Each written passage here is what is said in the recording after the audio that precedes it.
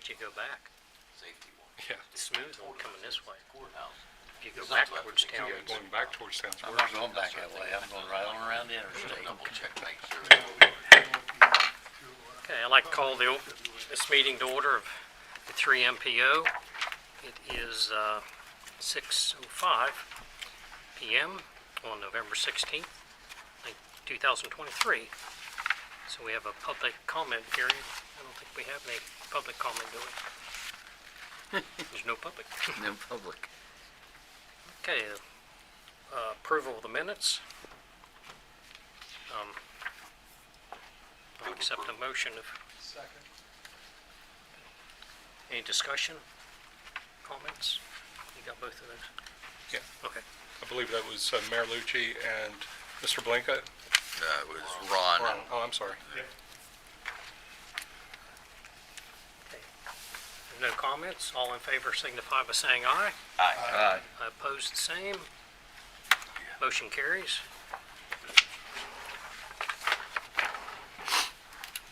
All right.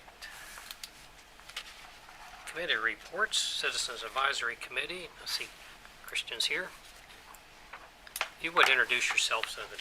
You got it. Yep. Hi, my name is Christian Abilto. I'm chair of the Citizens Advisory Committee. We met on November 9th, just running through our agenda. We ran through the Transportation Improvement Program adoption. One thing we did note on that, and I believe that was just an error or typo, but because it was discussed at our last meeting, the engineering phase for the industrial park, the bridge, Right. the obligation date was listed as August 28th, even though we voted on it in October. And that was mentioned in our committee meeting.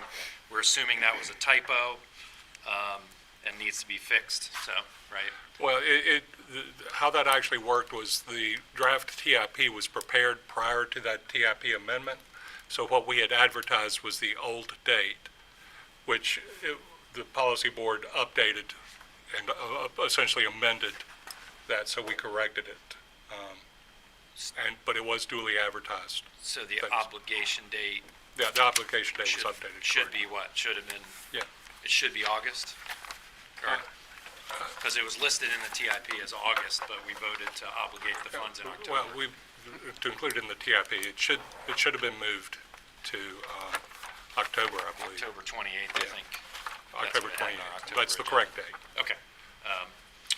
Okay, so just that one, it seemed odd. Yeah, we had that one comment to amend that, but then unanimously approved the TIP, as well as TIP amendments, which are about Harmony Grove, the interchange, and then transit asset management targets, meeting calendar. All of those were unanimous and really had a good discussion about the work that Jing and who else did? Jackie, that's right. I want to say Julie, sorry. It's a J&J Jing show. and Jackie did over on the pedestrian flow over by Maple Drive, Sorry. over by it says Maple, yeah, Pattison and Maple, but it should be General Drive over there, right? Yeah. So, yeah, really good work. That was it. So all the motions were unanimous and everything, all the action we took. So any questions or comments? And just for the policy board's notification, the Citizens Advisory Committee had really good comments, and we're taking those into account, and we anticipate that study coming to the policy board at the January meeting. Yeah, it was good discussion on that. Lots of good recommendations that they made. So, yeah, we appreciate their work on it. Any other questions, comments? Thank you, sir. Yep, you're welcome.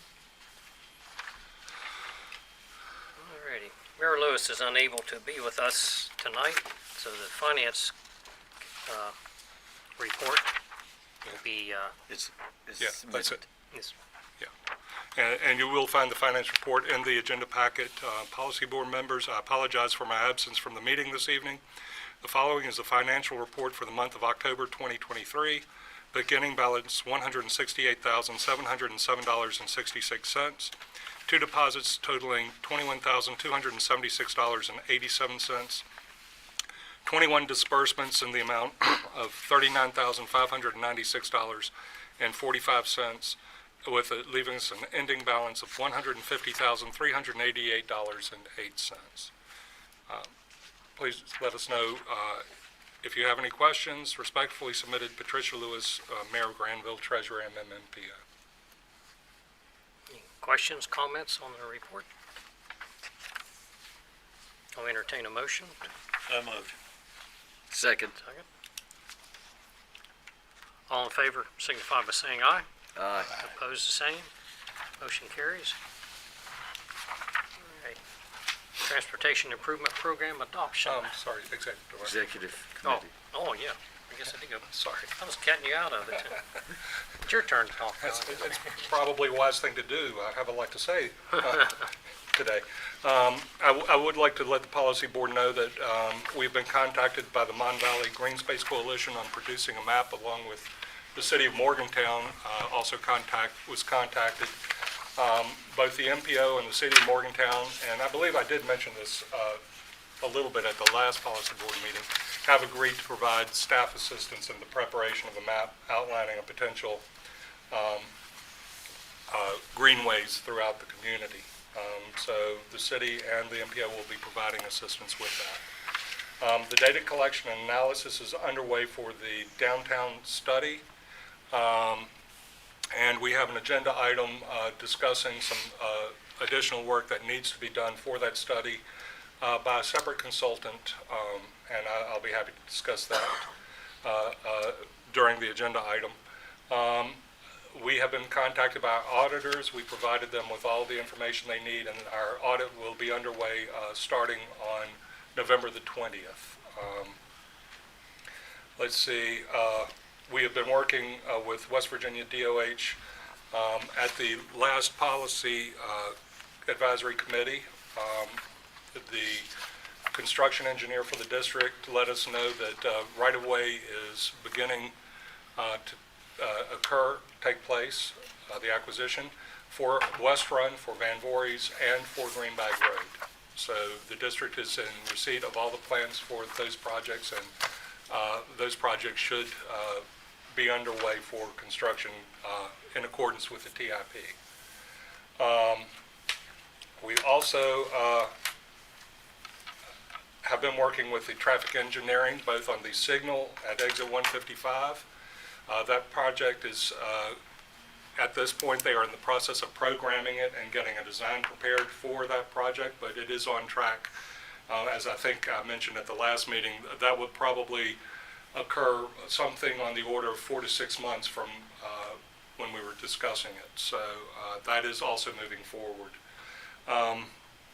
We've also been working on the pedestrian initiative with DOH staff as part of their vulnerable road users project, the statewide plan that they're preparing. I received just today some very exciting, well, not exciting, very interesting information on that vulnerable road user study that I would like to pass out and discuss under other business. But I'll be happy to discuss that process, because I think the policy board would like to have a lot of discussion about that.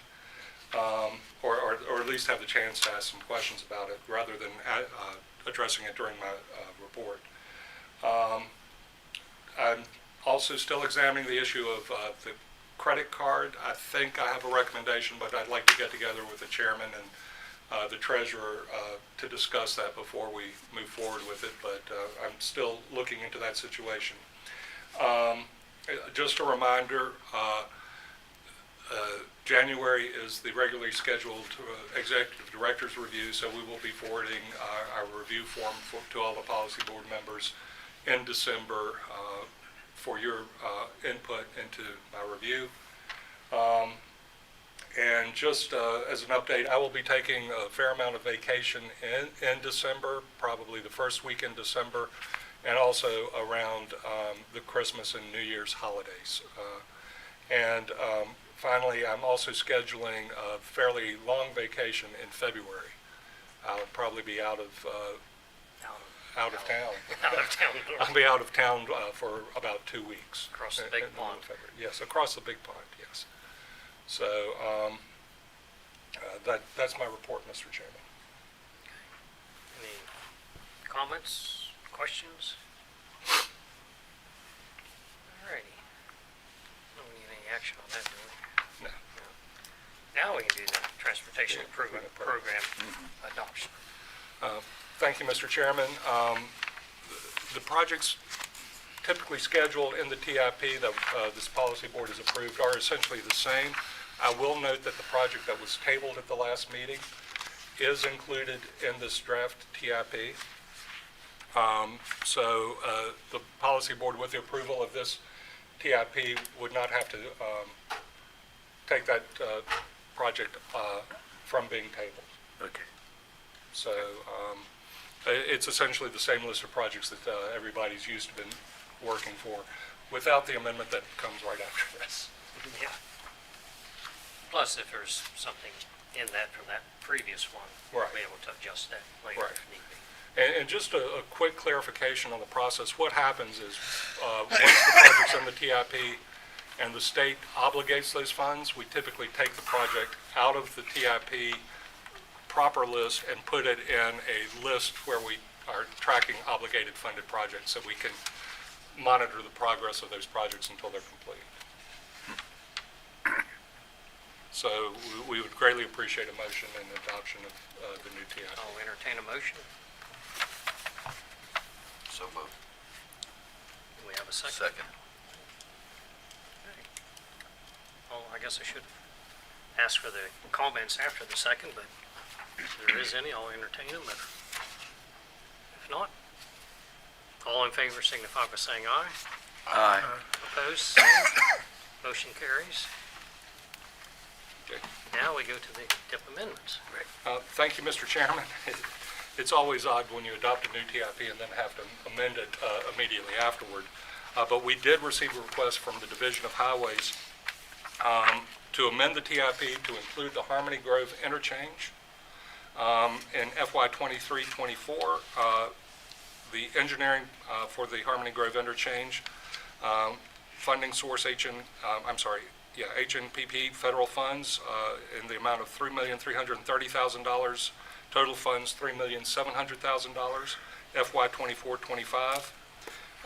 Construction funding, federal funds $495,000. Total funds $550,000.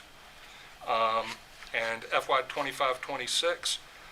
The construction of the new interchange funding source HNPP federal funds $22,500,000 for total funding of $25 million. Okay. And both our committees, Have Unanimous. reviewed and unanimously recommended approval of the TIP amendments. I move the amendment. Second. any discussion, questions? Following us through, when will we see the first dirt roll? 25? 25, that's the schedule under the TIP. So they're going to use all 24 to do the engineering and land equation that they need, acquisition? Those are the funding that they gave us. $550,000 for right-of-way. The engineering, $3,700,000. So it's, as you say, it's just over $4 million for that, and then $25 million for construction. Those were the numbers submitted by the Division of Highways. And that funding, then if that's coming, originally, that was going to come out of TIF funding, or it will be paid back out of TIF funding. Is that still the way that it will happen? That's real interesting. I'm looking at Sean because I was going to ask him that question. Where does the TIF funding come in, or is that an additional to this 25 million? I don't know. Yeah. I am unclear on it because when we originally discussed it in our Metropolitan Transportation Plan, the MPO was putting in approximately $15 million in federal funding, was my recollection. Mr. Carr, do you have a? I'm assuming you're talking about the Harmony Grove. Yes. Yeah. I apologize for being late, but all the construction on I-79 delayed me Yeah. getting here, so. There's only 6 projects between Charleston and here, so. I got through all that except the wreck at milepost 141. That's what slowed me down. That's daily. I mean, you're talking about the TIF. I Yeah. don't know how they're planning on, what arrangements have been even discussed. I mean, I know internally they have been talked about. I don't know what discussions they've had, you guys have had with management regarding any of that. So, I gotta assume it would work somewhat similar to what we did on, what was it, 153? Yeah. So, somewhere along the line, I think that's still, the plan. Okay. What I don't know is, and I think this is kind of where everybody's still got to put the pieces of the puzzle together, because obviously the interchange probably, I don't know what the boundaries are for the TIF district versus what the boundaries are for the project and how all that really works. So, but yeah, I think that is still the intention, was to move forward with the TIF. The project is completely in the TIF district. Yes, it is. Though with all the other conversation that's been going on back and forth over the past couple of years, there just hasn't been any conversation about the payback, or whether there was a payback of those bonds. Because these are federal funds. Yes. Which is how we'll wind up having, that's how we paid for the 153. Okay. So it's federal funds and we reimburse the state. Okay. I'll mention this back at Yes. my office. Appreciate it. see if that was still the intention. I'll bring that back up to Jason Foster and them. I would hope that the question and the conversation doesn't slow the project up. Don't stop No, this yeah. project for anything. Yeah. We have 2 years to work on it, so. Well, Okay. maybe it's January meeting, we'll shed some light on it. Yeah. All right, anything else? Did we vote? Yeah. We have to vote on it. That's right. All in favor signify by saying aye. Aye. Opposed, same. Motion carries. All righty. Transit asset management targets. Thank you, Mr. Chairman, and unfortunately, Ms. Smith was unable to make the meeting. She's not feeling well, but she is fully aware of these targets, and Mountain Line certainly intends to meet them. These are the statewide targets for all of the transit agencies for performance asset management, and they're referencing the lifespan of vehicles depending on what type of vehicle they are. They have various different requirements. Some vehicles, for example, are classified as 12-year, 500,000-mile vehicles. Others are 10-year, 250,000-mile vehicles, and so forth and so on, as shown on the second page of the memorandum that was included in your agenda packet. These are statewide goals that the MPO adopts for our transit agency, and Mountain Line is very much in support of them. And you can see, I won't read all of these targets to you since there are quite a few, but you can see the actual 2023 performance. For example, for a 12-year, 500,000-mile vehicle, 94% were in a state of good repair, and the 2024 goal that the policy board will be voting for will be 95% in a state of good repair. And really, those are the targets that the policy board is voting to accept. You see highlighted in yellow the actual rolling stock condition as well as the facilities conditions. And then to their right is the 2024 target for those assets. And so for administrative maintenance and storage facilities, for example, 70% of the state's stock was in a state of good repair, and the 2024 target is 75% of the state's facilities will be in a state of good repair.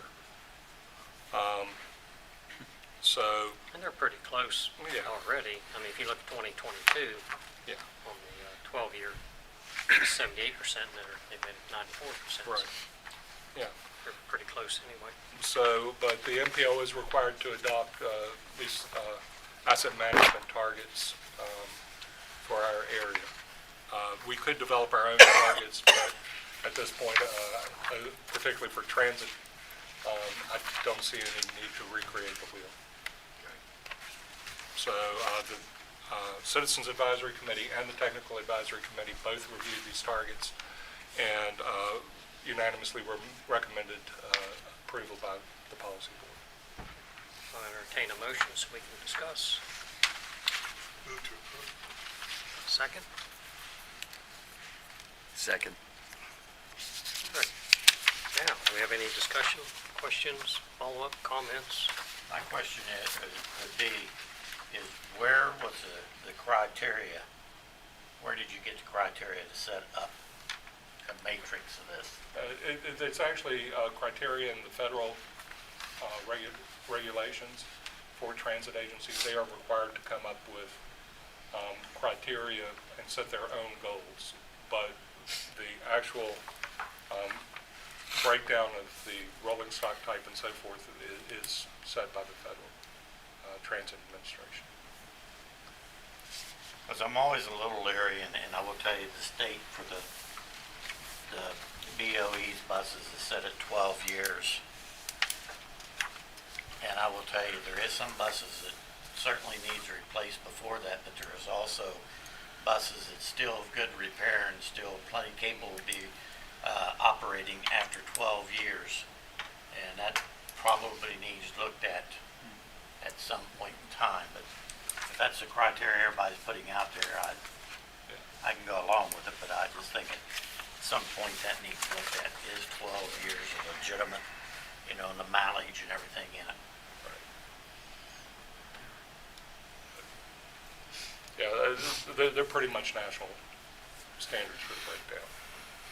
It's the percentages that really are. But the performance measures that we're asking the policy board to adopt. Okay, we have a motion and a second. All in favor signify by saying aye. Aye. Opposed, same. Motion carries. On-call consultant work. Yes, Mr. Chairman, this project, or this item is related to the downtown microsimulation study. And typically what happens with the complex computer models that are being developed for such a study, the state and the feds require an outside review of the consultant's work to make sure that the models are calibrated correctly, that the data that they're using is good, and there are performance parameters that the modelers have to meet and follow.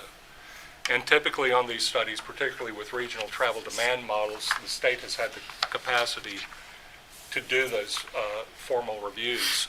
The state's primary modeler, and congratulations to her, has been promoted to a deputy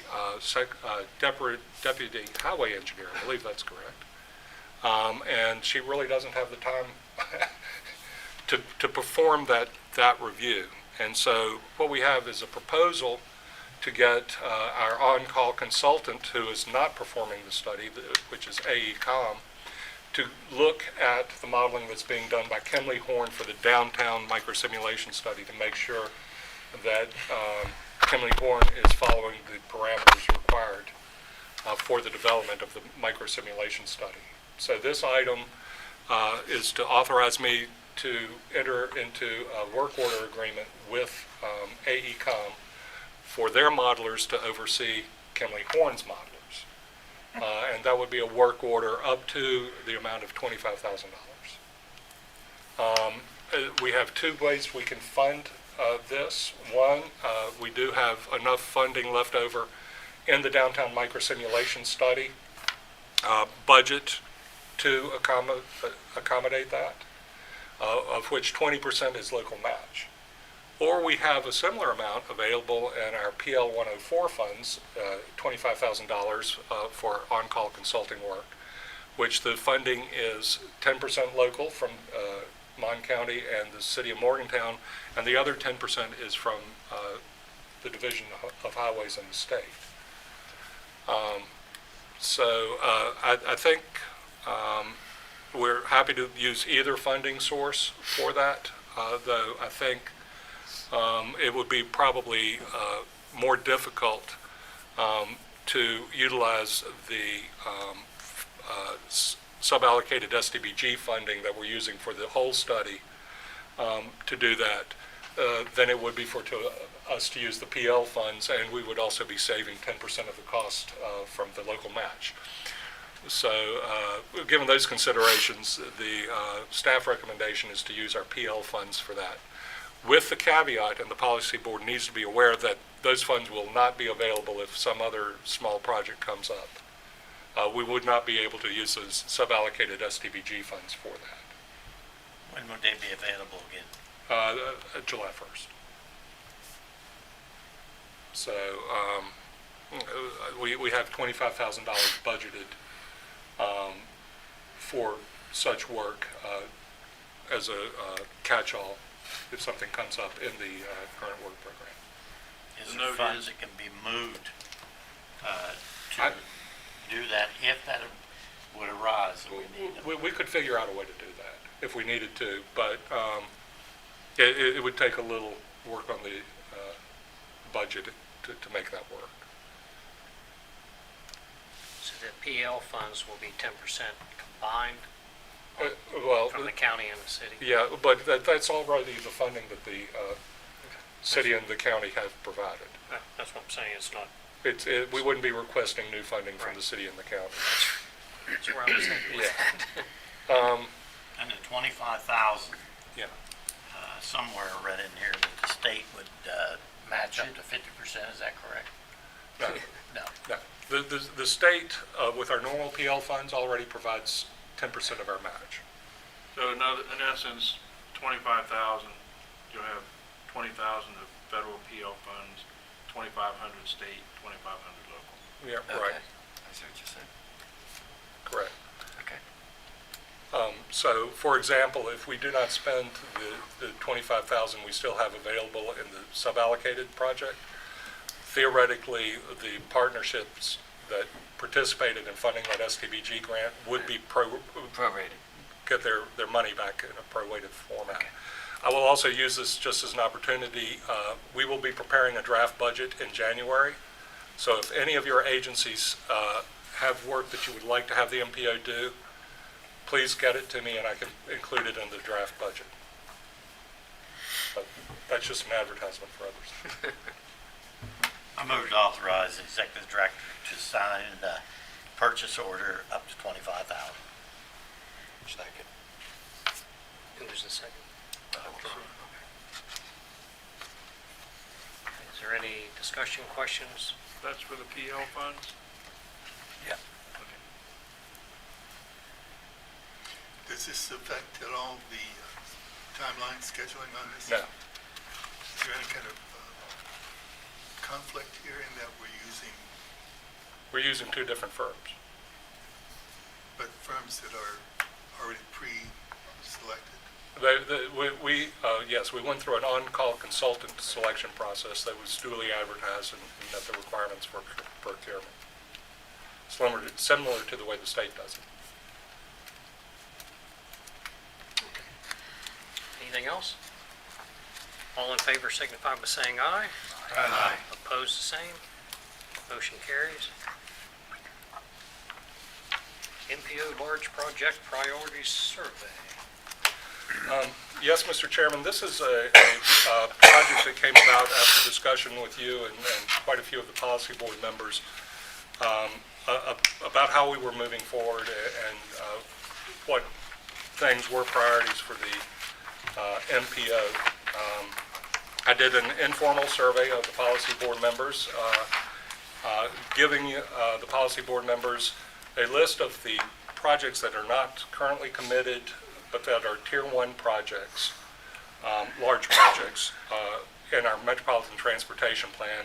And I asked that the policy board members rank your priorities 1, 2, and 3, what's your highest priority, your second priority, and your third priority. And we got full participation from the policy board. All 13 local officials, Mr. Carr with the state abstains typically from these kinds of comment. And I provided you in the agenda memo a summary of the voting that we received. And I just want to point out that all the votes were sent to our director. Nobody, the rest of us did not know how anybody else was voting. They all went to him. So this is the result of what he's compiled. That's correct. Of the 5 projects we had West Virginia 705, Earl Core Road, Fairmont Road, Willie Street, and Greenback Road. And what we did was, if a policy board member voted a project number 1, it got 3 points.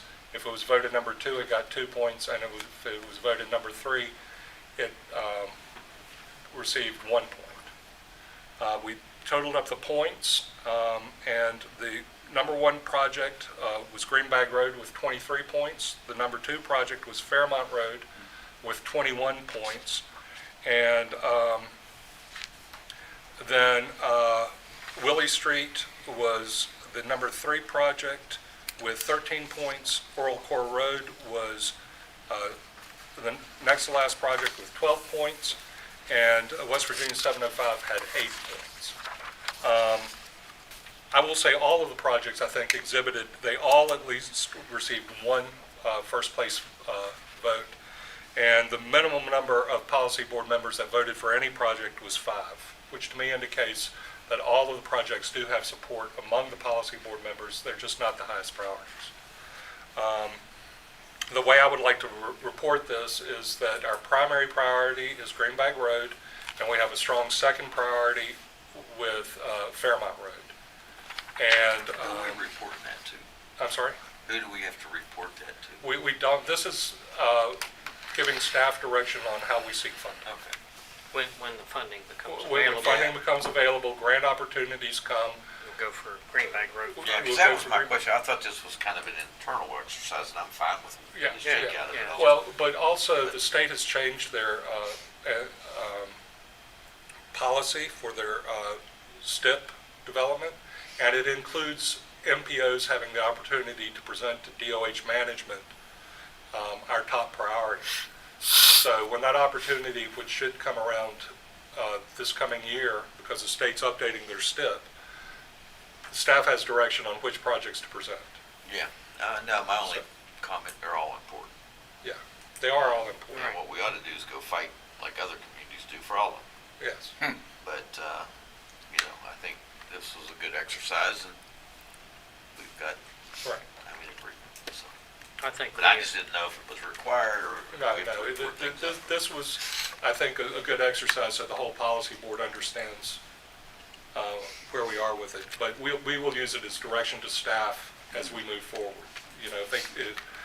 Miraculously, the genie appeared and said, you have 1 project we can Right. get done. This is the project we Yeah, get. okay.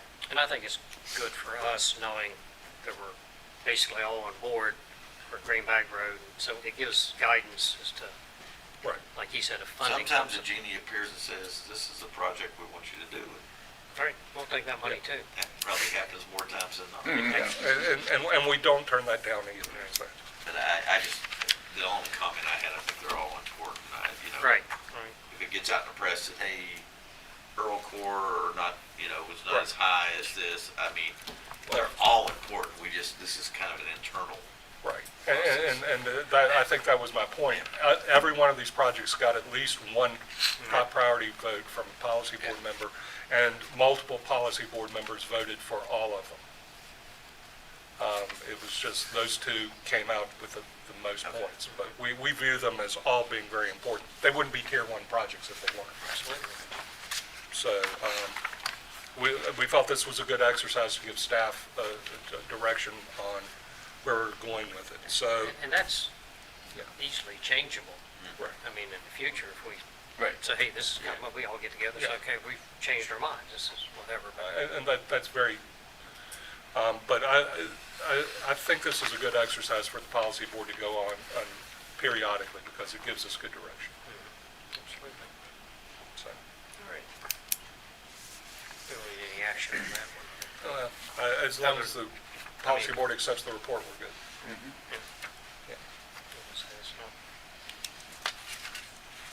Next, we need to take some victims. Appointment of the officer nominating committee.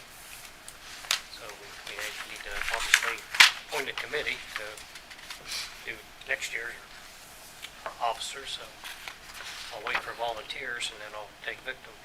I'll do it, I've done it before. I'll help you with, obviously. We usually have three, don't we? Yeah, typically You it's, better get on the nominating committee unless you want to be the Yeah, the chairperson. well, who's not here? that's exactly what I was thinking. That's how That's Joe why I wound made up. it today. Jeff, I think was Jeff, Jeff would be a good. Jeff would be Jeff's- good. yeah. We're putting Good. Jeff on. Oh, he's gonna like that. Yeah, we'll put Jeff on. Okay. I'll nominate Jeff. You want- Sean's you not wanna saying serve?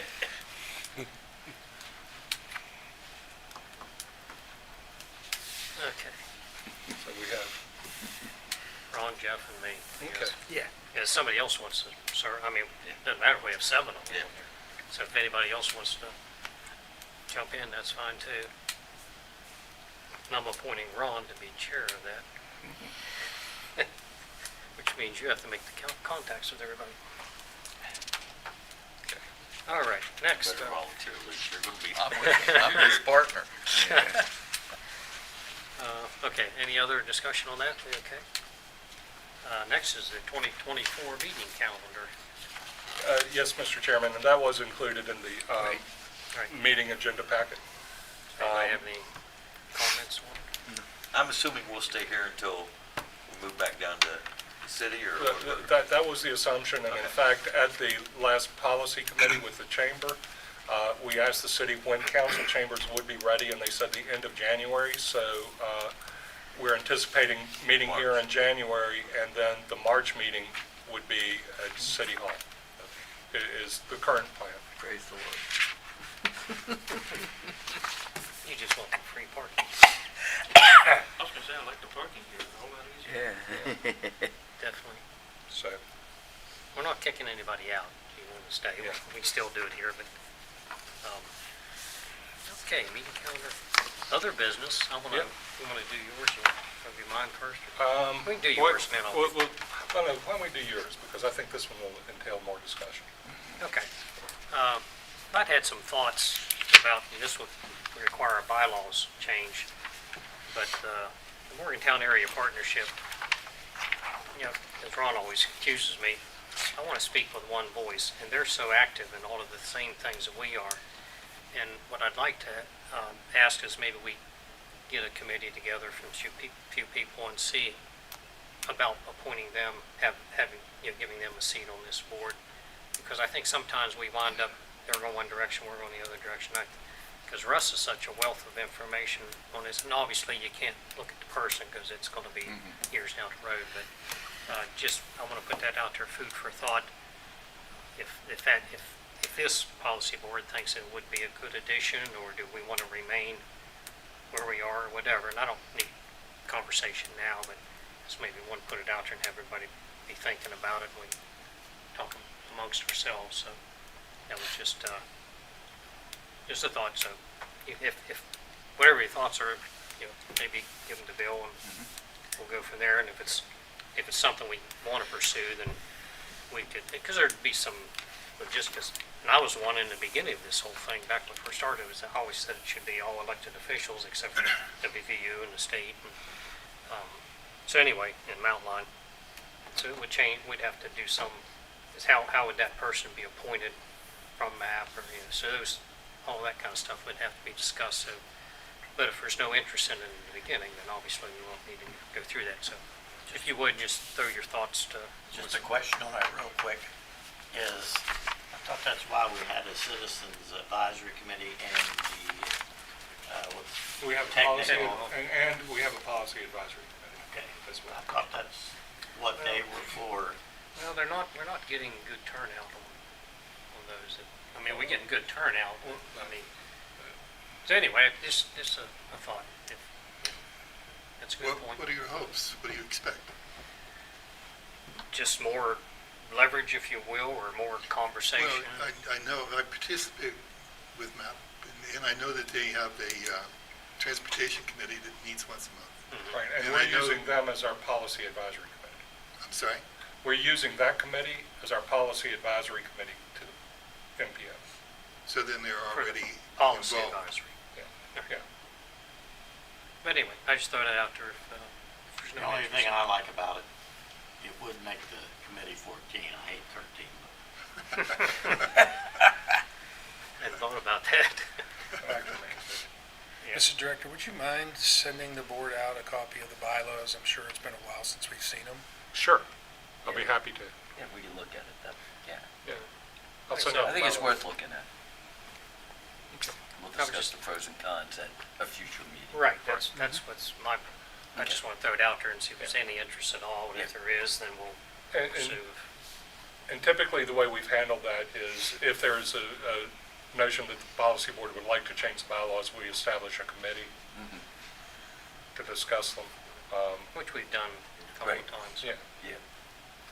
Because in the beginning, we were all fresh at all this, so we were, Right. Ron was there and Joe.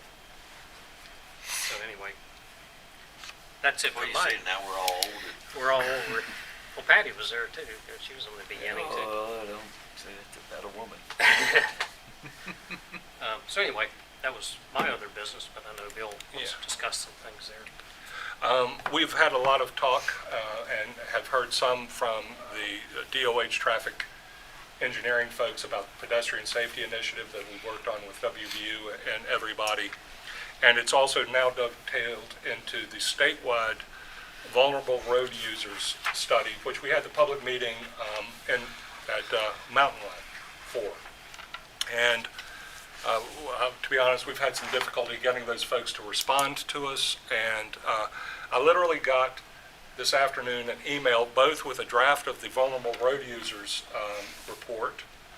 And I brought a page for that I thought the policy board would be more interested, but I also got some correspondence texts saying that they intend to set up a steering committee for vulnerable road users in our area that includes the MPO, the city, the county, and have a task force. They will be selecting projects to improve pedestrian safety throughout the community. And they're partially based on work that they've already had WRA do.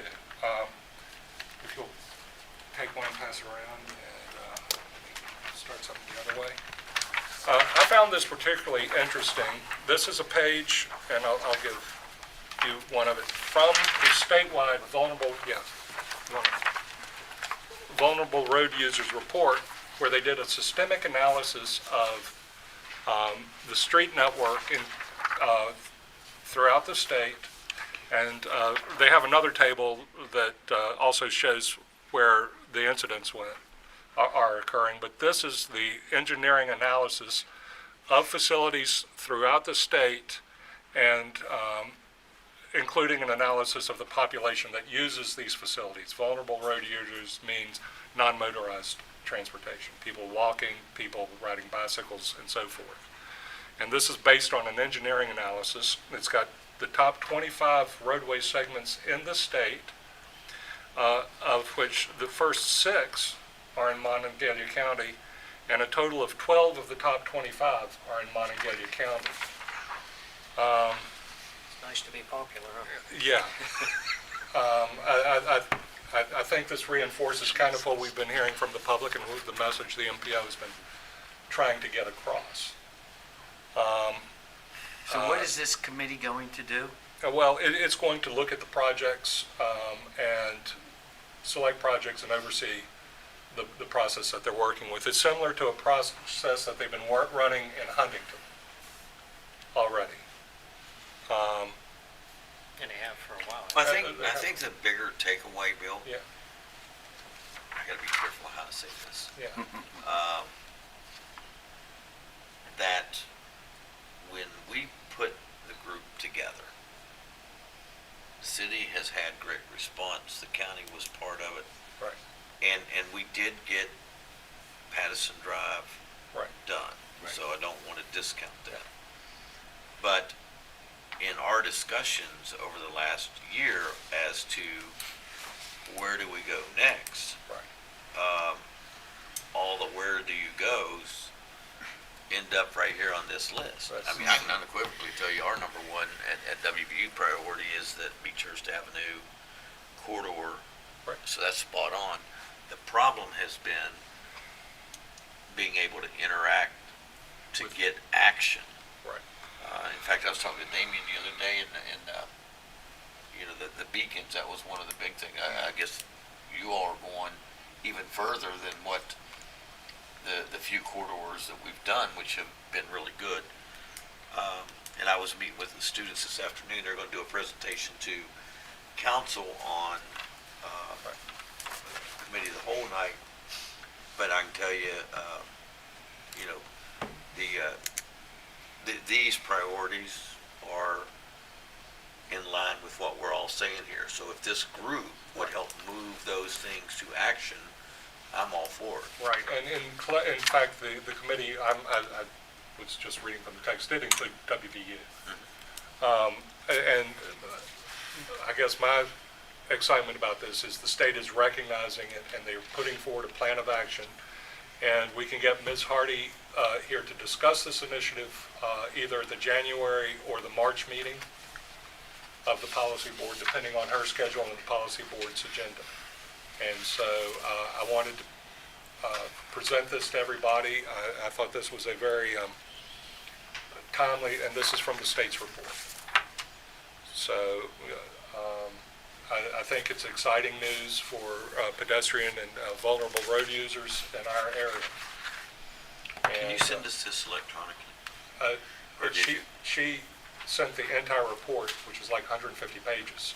Just Send that to Ron. this page right here. I'll send you that Page page. 23. Just take a picture of it with your phone. I can do that too. Make it Yeah. easy. Yeah, I can send you that. When's the timing on putting this group together? That's what we're pushing on. And why we would want to have her come to the policy board, because that would, and she is a very busy person, and it's hard to get her attention, so that's another reason to have her come and do a presentation. My And I think recommendation, Councilman the correct. sooner the better. And just so for clarification, let's say we have the first 6. Who's going to be doing the funding? Let's say we would move forward. It would be primarily state funding. It would be state funding.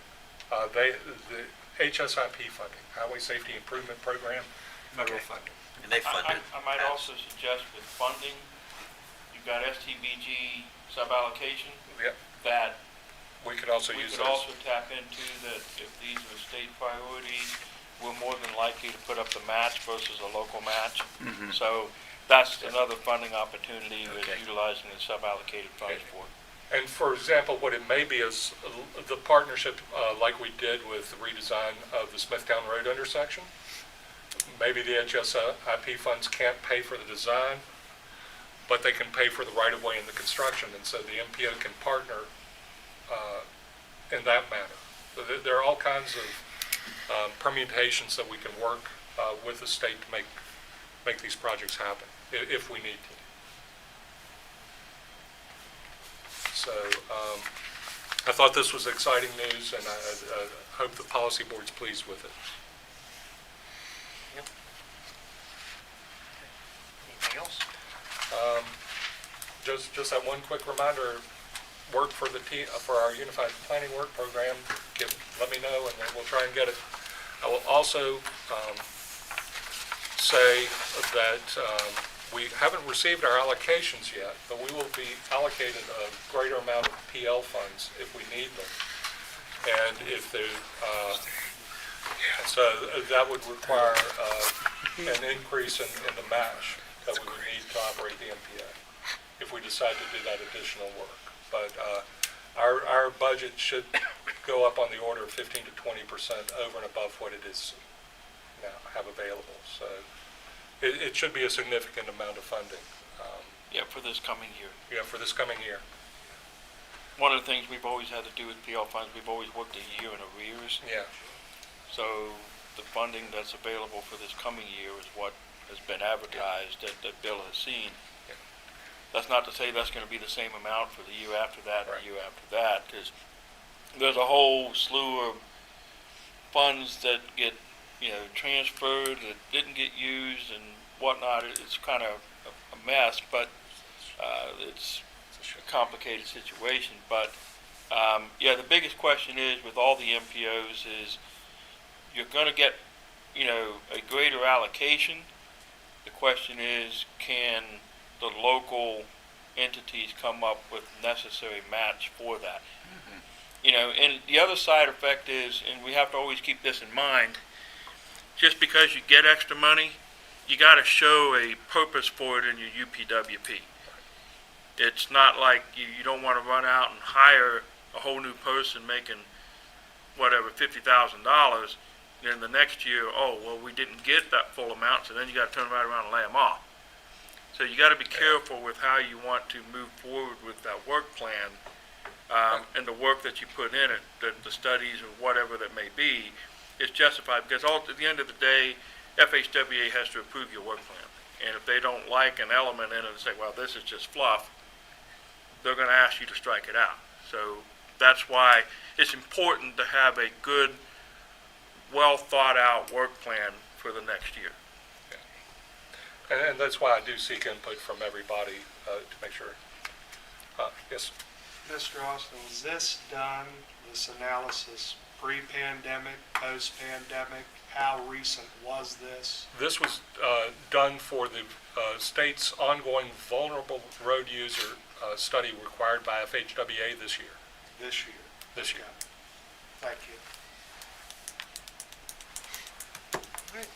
Has there been any more discussion about having another one of those conferences like we had prior to COVID? You mean the planning conference? The federal highway, yeah, where they paid for it. Well, we've had two. We had one that was a bike ped conference that we co-sponsored with a statewide group, and then we've also had the statewide planning conference. I'm talking about that one we had at Eric's. What was that one? Oh, Federal highways. Folks. That was a 2-day thing. Yeah, The- 2 days. uh, But a lot of this same dialogue. It seems to be, that's where Yeah. it's Yeah. birthed. we haven't talked, that was actually a roadway assessment. We can do those projects, but we haven't planned or had one of those. If there's a desire to do it, we can look into doing one in the next I fiscal. forget the guy's name, but he had kind of offered up that maybe he had the ability to help fund the guy that's on our committee. His name escapes me.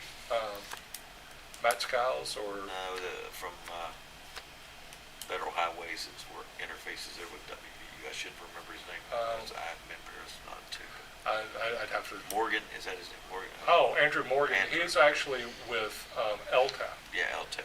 which is housed at WVU, and Yeah. we can work with Okay. him. And in fact, we work with him at the MPO Association. They co-sponsor the statewide planning conference. Okay. The only question, you don't have to answer it now, but I'd like to know next week, and I'm gonna put this on every other month, will be the intersection of 119 and 73. I know we're talking about building a bridge down below it, but we just want to make sure it's still moving forward with the engineering process. We had 3 more serious accidents in the last week there, and it's getting worse. So the concern is that it's going to not be done because they're now doing the bridge. So if we could just get a I know, if we could get a clarification, and I want that as part of the record.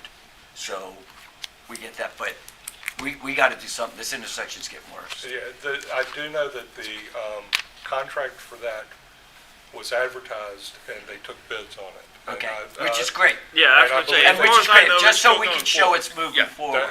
Yeah, I don't think we would've put a bid out and, Yeah. you know. and Well, done everyone's all that. worried because of the bridge being built. Yeah. No, all that was It's still not- going on it's at the not same impacting time. that at all. Okay. Yeah, I don't see any Okay, reason why And that I great. believe they selected Burgess and Michael to do the work.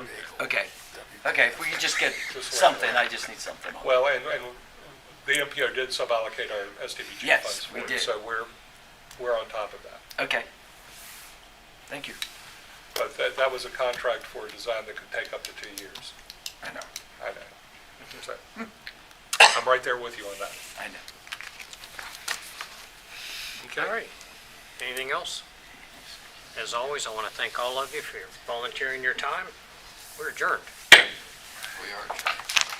Gentlemen.